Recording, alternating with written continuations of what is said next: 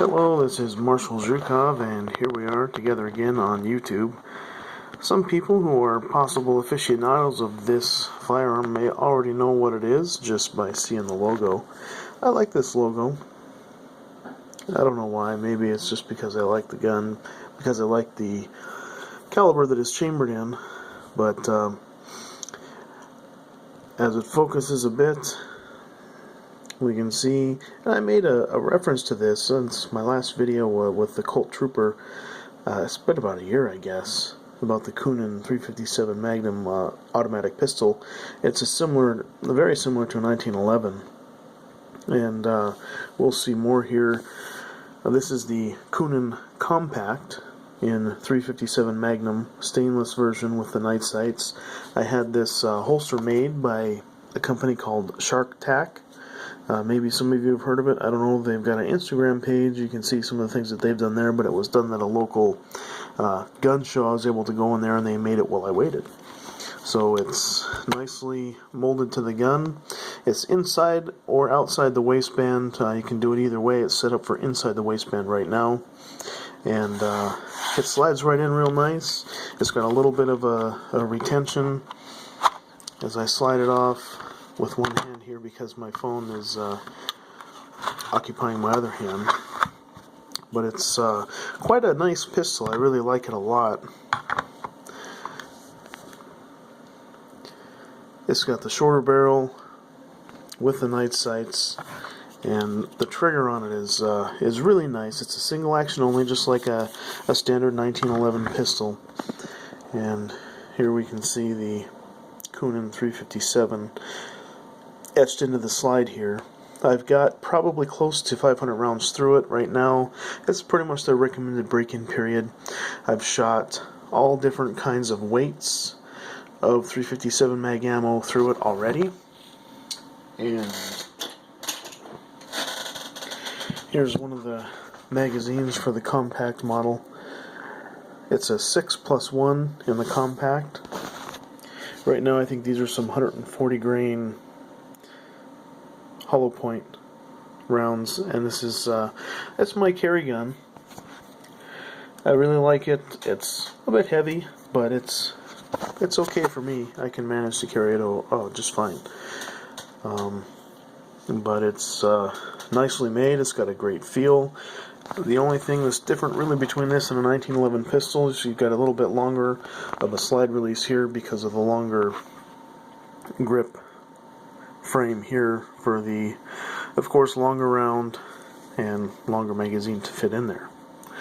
So everything is going great with it so far. The only ammo that it has shot that it has not liked has been some Aguila.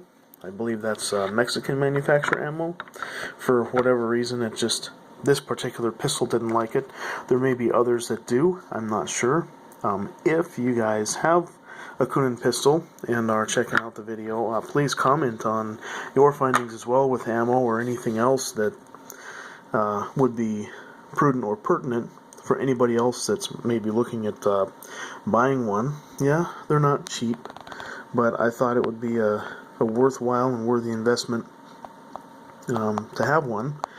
And I already had 357 Magnum as a cartridge that I stock ammo for my Trooper pistol that I still have, and then in some trading obtained a Smith & Wesson 686. So some good 357 caliber firearms. It's quite accurate. You just got to watch your trigger finger and don't do any jerking. But it's really a nice, well-made gun, and I've got no complaints about it. Nothing. Coonan has been really nice talking to the people on the phone. Just awesome. Great customer service, and it's been a great experience for me, and I hope for anybody else that's had to deal with them as well. Right now, I'm waiting on some reloading things, hopefully get all that, and then I want to take some overall length measurements and stuff of different ammo and see how they compare between manufacturers, and maybe see why that Aguila ammo didn't like to shoot out of this thing. I also had a problem with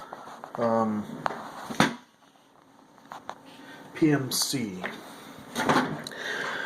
PMC didn't like to shoot in this either. It had a hard time cycling.